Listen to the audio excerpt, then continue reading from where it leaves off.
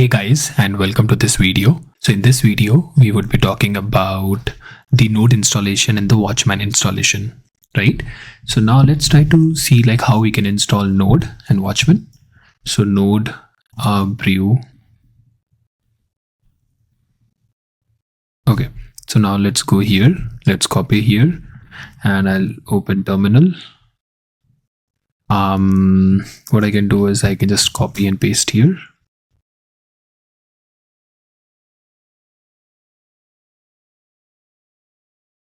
So it's actually installing the nodes. So now this is installed properly. Okay, so it says that ZSH completion have been installed to homebrew ZSH site functions. Okay, so now let's try to install Watchman as well. Watchman brew.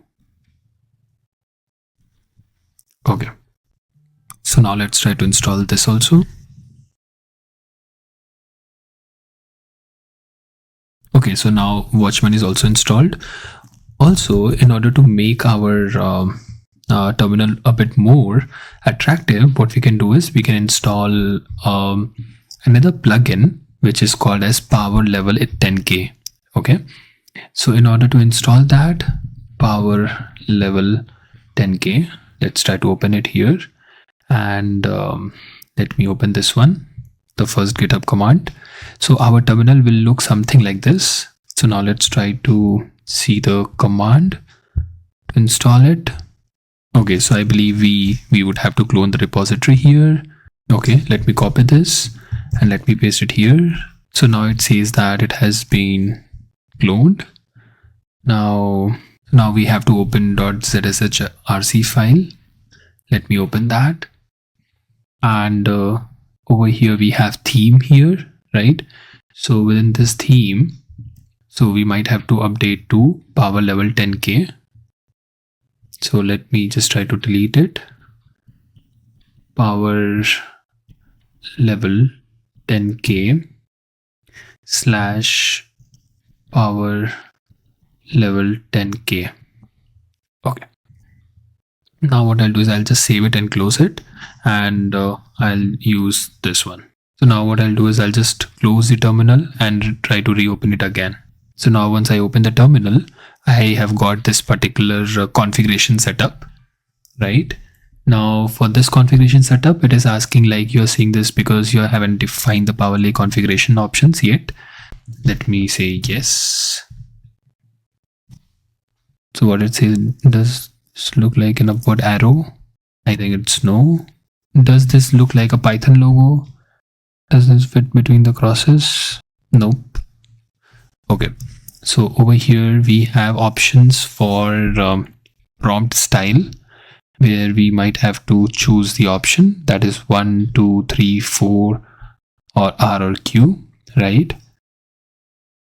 So we can choose either this one, or we can choose the classic one or the rainbow one. I prefer the simple one, so what I'll do is I'll choose the first one. It says the option to choose whether Unicode or ASCII characters.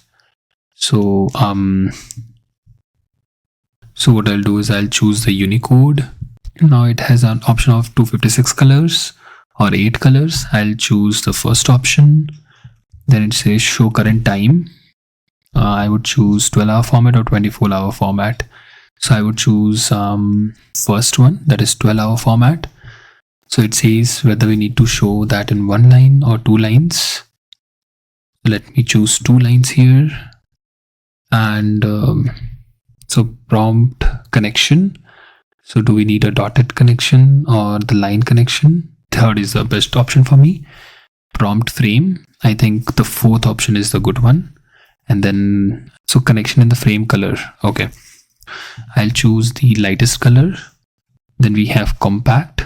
Then we have sparse, and then we have, okay, so we have 2 options here. I'll choose the sparse second option here. Few icons and many icons. The few icons for me, concise or fluent. I would say fluent. Then I have, let me enable it. Install prompt mode, verbose recommended, quiet, off. Okay, let me install the first one. Apply changes to .zshrc. Let me do y.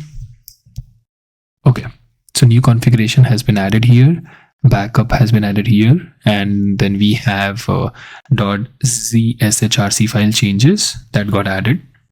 Now let's try to clear things up here, and now let's try to open this one.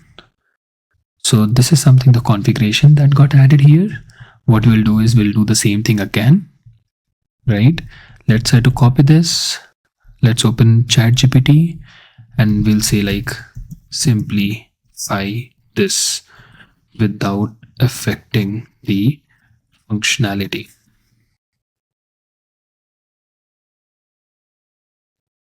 So this is the simplified version, right? We'll copy this and we'll paste it here. So all of these were the comments earlier. Okay. So let us just confirm that we have done it right or not. Okay. Okay, it's perfect. Now we'll just save it and close it. I'll close this window also, and I'll use source this one. And let's see. This is working fine. This is also working fine. And our terminal is also working fine. Let's close the terminal and try to reopen and check it again if everything seems to be working fine or not. So yes, everything seems to be working fine. Perfect.